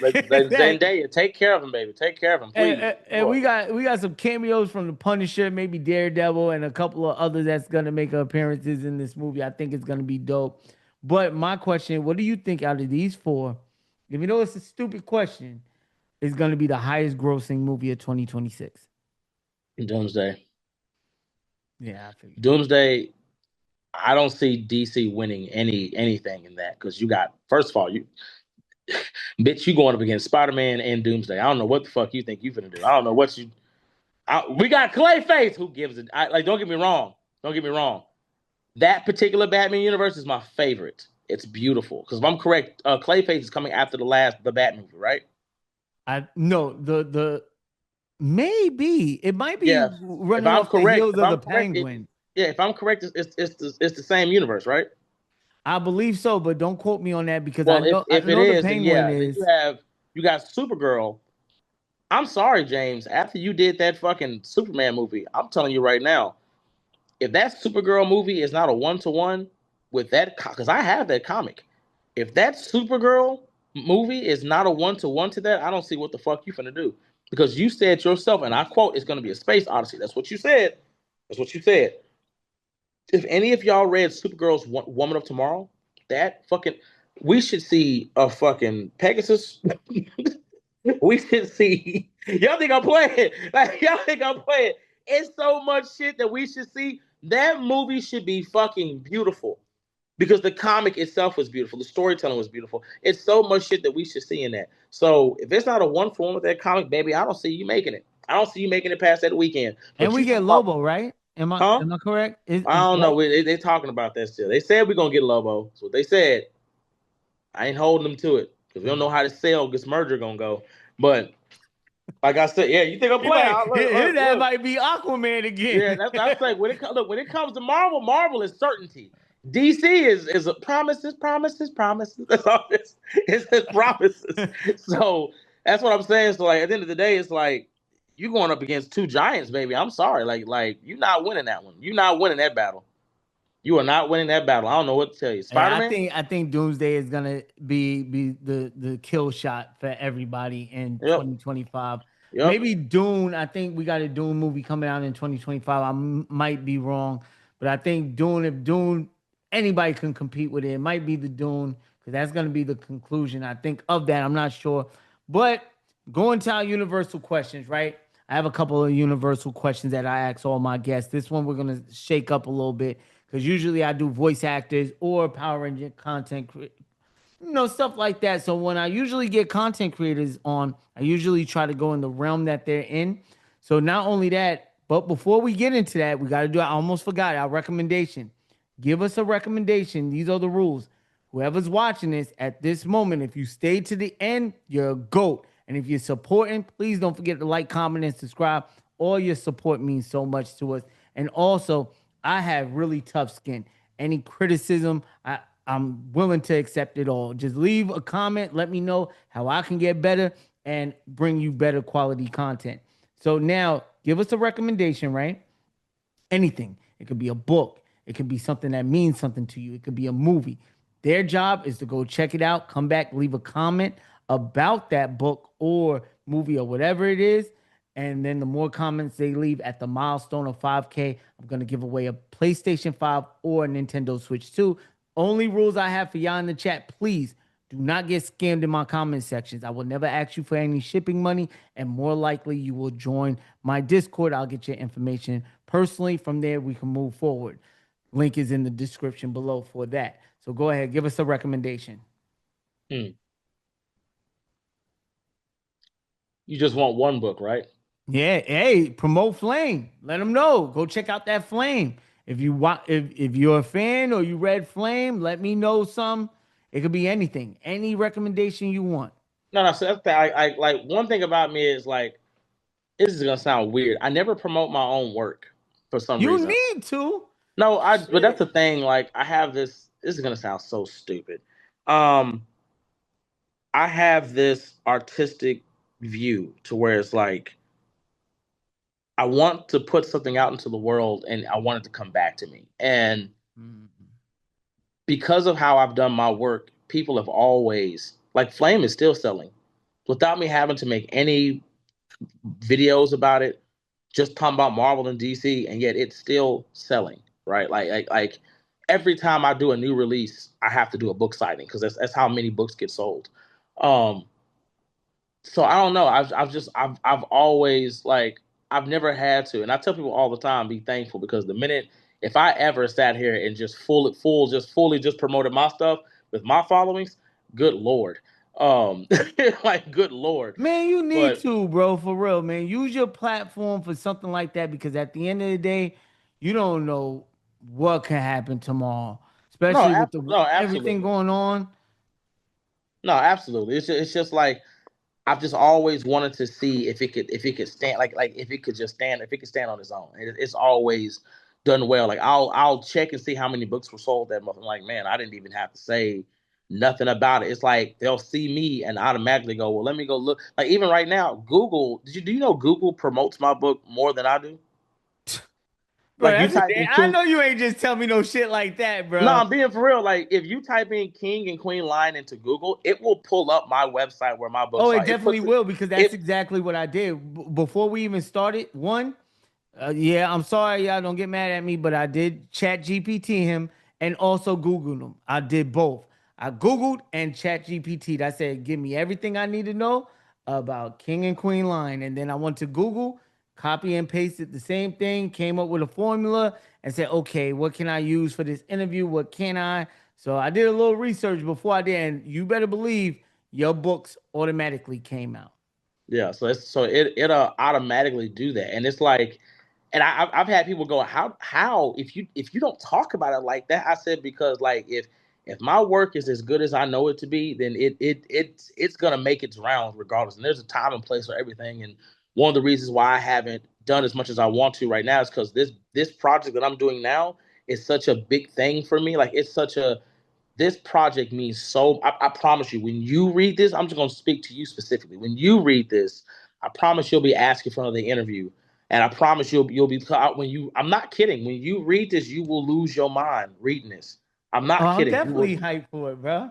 So it's like that's just how I am. Like I'm so proud of what we've been able to do, and I can't wait for this to come out. That like I haven't said anything. Like you'll see me pushing when it's time for pre-orders or whatever. But like as of right now, all I've been doing is focusing on writing that, and I've allowed my work to kind of grow on its own without me being there. And it's I'm lucky. I'm very lucky. I'm very blessed for everything that I have, and I'm just very very thankful. And I can feel something's coming. That's all I know. I can feel something's coming. But if I had to give a recommendation, if you want to, please go check out Flame. I promise you won't be disappointed. But a Marvel comic that I would say that you guys have to read is the Ultimates, and I don't mean the Ultimates like the Ultimate Avengers. I mean the Ultimates with Blue Marvel, Black Panther, Captain Marvel, America Chavez. That Ultimates. Y'all want to read that because it doesn't just teach you about the Marvel Universe. It teaches you about Galactus. It teaches you how the fundamental nature of that universe even operates. You will learn things about that universe that the regular comics will not show you. Then you want to read Ultimates 2 because that's the continuum of it. And I promise you, that storyline is so monumentally just amazing. It's going to have you come back again and again and again to keep reading. Now, Oh, if you you want got to me locked DC, in. I'm I'm about to sorry. read it. I ain't gonna lie because I've been trying to like no exaggeration. My first addiction, right, was Funko Pops Yeah. collecting. Funko Pops. Now it's comic books.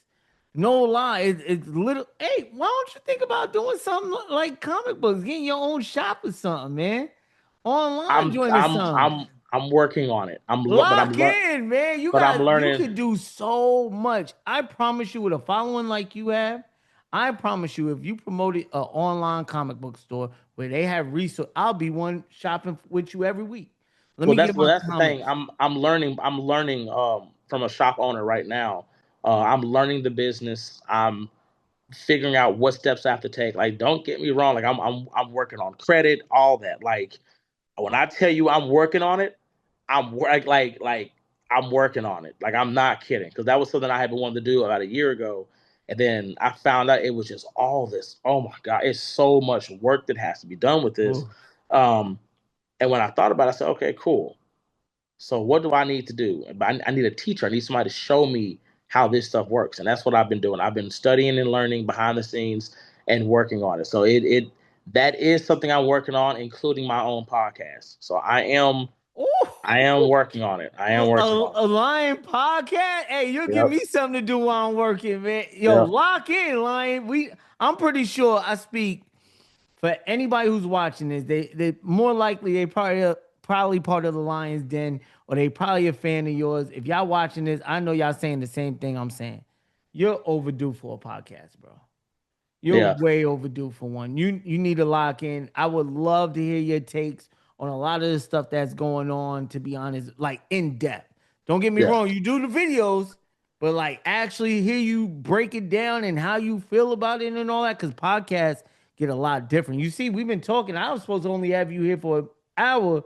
We're going on two. I do apologize. So let me run through these No, questions. no, no. You're first off, when you told me you were a New Yorker, like I don't know, like I've only been to well, the last time I can't say once, but the last time I went to New York, right? I I love New York. When I say I love New York, I love New York. I love New Yorkers. Period. It's the one place I've been to where nobody told me I was too loud. It's the one place I was told I wasn't loud enough, and the people in New York have never done anything but treat me with the utmost highest respect you could think of. Like I'm not kidding. It was one. I'm not like I swear to God, I was on the train sleeping because I don't sleep here, but I love sleeping on the trains. Like I'm not kidding. When I'm in New York, if you want to fight, I'm on the train. I'm not kidding. I'm on the train, and my backpack I guess had fell off my arm, and dude literally came up. I got you, King Lion. Hey man, you good? You straight? I'm like, you didn't take the backpack? Nah, bro, you good? Hey, baby, I got you. I got you. I said, appreciate it. Okay. He says, you should, yeah, I said, If I had been at home, I would have got robbed. Damn, I went right back to sleep. Like ain't nothing happened. Like I've never felt safer. I've never felt more invited. I've never felt more at peace. I just love it. Like and it's the one place where I don't want to sit down. I'm just out all day, all night, you name it. But most of the time I am on that train. Like I'm not kidding. It's something about that train, not the C train. God no, not the C train. Hey, trust me, I be knowing, man. I'm by like 242nd and all that, so I take like the twos and Yeah. stuff like in the fours and stuff like that. But man, it was a great conversation that I had with you. We ain't done yet though. I got some universal No, let's go. questions and some great ones that y'all gonna want to hear. So the first one, right? Now, every time I ask somebody this list, for me personally, it always changes. I always think about a character like, oh, I should have put Michelangelo in there. I should have put Black Panther. I should have put, because Black Panther is one of my goats. It always changes. So I'm curious to know your top 5 fictional characters of all time. Not just comic books, movies, TV shows, video games, books. What are your top 5 fictional characters that meant something to you in your life? Oh, to me, this is fuck everybody else. This is for me. Yeah, this is for you personally. Oh, Like this is fuck. characters that got you through the darkest times, characters that you relate to personally, that you invested in. Your top 5 fictional characters. Y'all finna be fucking mad at me. God damn. First things first is Meteor Man. Hey, I was watching. go! Yeah, I have his. I actually have his first appearance. I have it sealed. So Meteor Man was a huge superhero character when I was a kid. Right, like he was everything for me. Right. Hey, Blank Man was that guy too. Exactly. So next on my list was Indiana Jones. Ooh. That's my boy. Indiana Jones is what made me want to be an archaeologist. Like he made me want to travel the world, you name it, right? Next is Dick Tracy. Dick Tracy was my Batman. Wow, bro, Dick I had the Tracy, old school Dick Tracy yeah. toys. Dick Tracy, that motherfucker walked around in a yellow trench coat and but Dick Tracy, you only had 2 choices, bitch. You can come to jail or you can die. Which one you want? Like it ain't like that whole I can take you in cold, warm or I can take you in cold. No, Yo, no. remember Dick the Tracy, movie? Remember the movie in the 90s? man, I used to watch that shit back to back, boy. Look when you knew Tracy was on your ass, you getting shot. You getting shot. Like he didn't play no games with nobody. Next is the Rocketeer. I used to watch the Rocketeer. Like man, Me too. I burnt that cassette out. That was my Iron Man. That was literally my Iron Man when I was a kid. And last but not least is Zorro. Zorro. That was my grandma, like, rest in peace, favorite. She loved man. Zorro. Like and what's crazy is all these characters. Some like Zorro was real. Zorro is based off of a real person. You know what I'm saying? So it's like, but these were like the 5 fictional characters that I used to watch as a kid. That if I had to look at Mount Rushmore, that was because they were real heroes. They were real heroes. They didn't do the whole "I'm gonna save the villain." Fuck all that. You gotta die. You gotta go. I'm sorry to tell you, like I don't know what to tell you, babe, but you gotta go. I'm sorry. Like when it came to Meteor Man was the first Black live action superhero that I had ever saw next to Steel. That was an actual hero. Like that's what a Superman looked like to me if one was Black. So that I just. Man, like me, and the fact that he fought the Golden Lords. I don't know. You remember the Golden Lords, right? Yeah. Boy, I like the look, now you got now you got blonde hair. I be looking at you fun like get your Golden Lord ass out of here with that shit. But then you had Indiana Jones. Indiana Jones is what really kind of like he really like besides comic books, he made me enjoy reading because I wanted to be just like Indy. I wanted to know all this stuff. I wanted to be able to quote these books. I wanted to, and the only way you could be like him is if you knew the world in the way that he did, right? Education was really important to him. So then, and then, like you had Dick Tracy. Dick Tracy. Damn, you are younger than me, bro, right? Yeah. And most of your characters, I lied to you not. If any of my family is watching this, Dick Tracy, Zorro, and especially Indiana Jones was my grandmother's favorite. Yep. I used to read his comics. I used to love. had to watch those stuff because of her. Nine Yeah. times out of 10, she made me watch that, or I watched it through her. She like put me onto it. That's that's one of, I want to say that's like top 3 lists that I got on the channel. One, because it was surprising, because usually I get a lot of the similar ones, Goku or Yeah. Sailor Moon, but I usually do a lot of voice actors and anime stuff. Or I get Spider-Man is a heavy one that I get. So to hear that list actually not only brought back memories, but made me think like, hey, wait, somebody actually fucked with Dick Tracy? Like, that's crazy. Okay. I bought his he just got some new comics and I bought those. So like I didn't even know they were being released. I walked into the shop and I was like, Bo! Yeah, what's up? What's up, Lion? What the fuck is this? Oh, that's Dick Tracy. Is this new? Yeah. Put it in my pull box right now. I need this shit today. I need this. I want all variant covers. We're not, fuck. What? Oh, that's no, I want this now. It's something I'm excited for right now. As time of recording is October 19th, 2025. In 3 days, a comic book releases that I'm a huge fan of the franchise, Supernatural, the CW show. Man, I'm so hyped about it. For those who know me, know that I just finished my my GoFundMe and Kickstarter. I end up raising like $9,000 for my new comic book. It's called Ghost Division X, and it's based off something like if Supernatural was a public thing. Like you got money to do some of the shit that they was doing. Yeah. And it's based off that. So being that it's another comic coming out of Supernatural, because I think the first one was like a prequel years ago. It was like 6 issues. Now that we got this, man, I'm so hyped up for it. Those are also fictional characters that I always forget about. But Sam and Dean Winchester are goats. Now, my next question is your Mount Rushmore. Now, when it comes to this Mount Rushmore, I was thinking about multiple things. I was thinking about, do we do comic book characters or do we do comic book related content creators?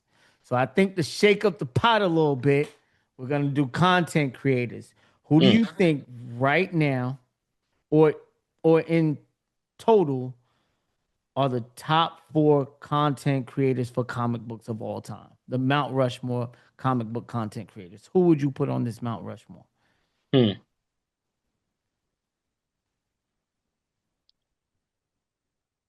Damn.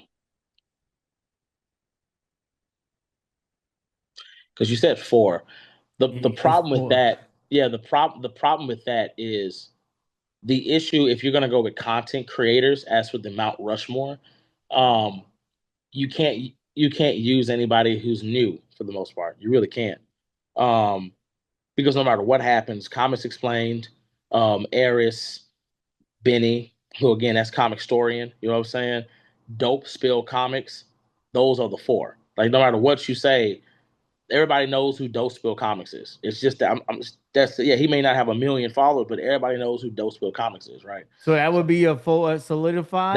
That would be my 4 solidified. So let me ask you this one, a better one. Who do you feel like right now is the top, the Mount Rushmore of comic book debaters on TikTok?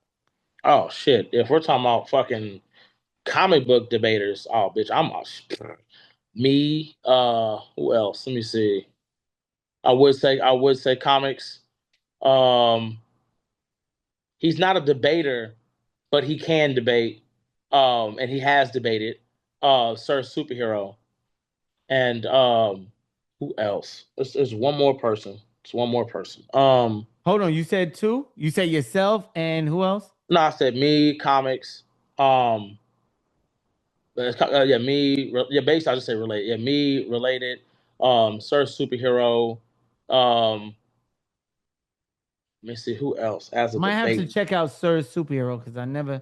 Sir Superhero doesn't debate. He just does comic book content. But if he feels there's some misinformation, he will get out there and debate. And the problem with debaters is that like it's not about you being a debater. It's the knowledge that you have of the comic books, because you can't debate comics if you don't know anything. And that's how I win most of my battles, because a lot of these guys don't know. They get out here and they just run their mouth. They don't know what they're talking about. So when you're looking at a debater, you can't really look at them as debate. You have to look at people who actually have real knowledge. And then you have my boy 60 Second Comics. 60 Second Comics doesn't debate, but he has no problem. Like if he has to disprove you using actual facts, he can do that. So as for like my Mount Rushmore, that's what I would say is because at least no matter what happens, those people they know what they're talking about, and I can at least joust with them. You know what I'm saying? Like we can go back and forth with knowledge. And the thing about it is, most comic book content creators who actually do know what they're talking about, they don't debate. They don't go back and forth like that. They Hey, don't like. we need a comics debater league, something like rap battle or something. Yeah. Where Well, every month that's you the got to set something up, man. no, but that's the problem. So when you have debates, you have to disagree with something. So it's like one of the reasons why, like me and Sir Superhero, more than likely, like we don't know each other or whatever, like that. We don't know each other. We are aware of each other. We never met, but no matter what happens, he does know what he's talking about. Just like I know what I'm talking about. So 9 times out of 10, if we have a conversation, we might disagree on certain things, but it won't be turned into a whole blowout because it won't be an argument back and forth.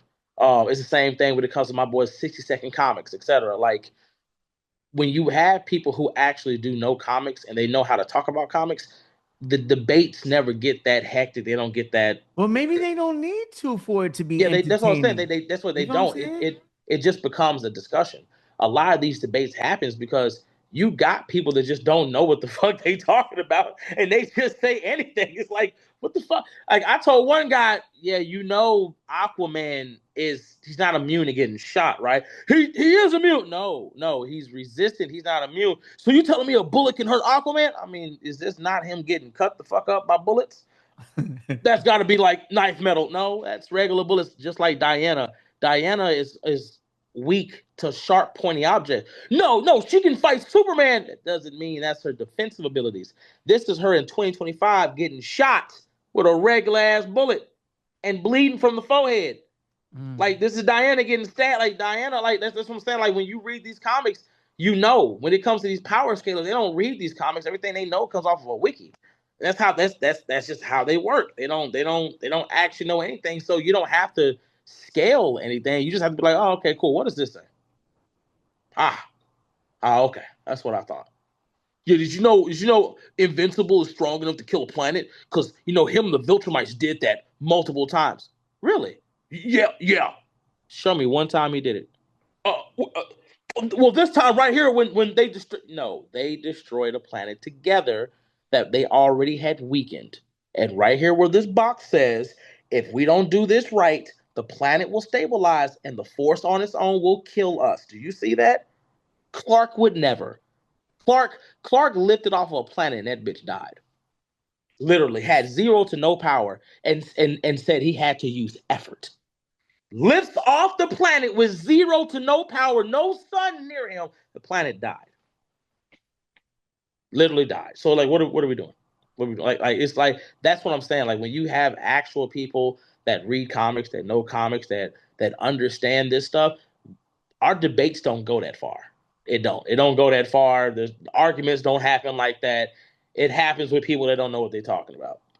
Well, we got to get some people that don't know what they're talking about, and some ones that they do, man. I love that. I love that. I do that every day. We gotta lock in for that, man. But my final question, man. I hate that this conversation is coming to an end, but I gotta ask, what's next for King and Queen Lion?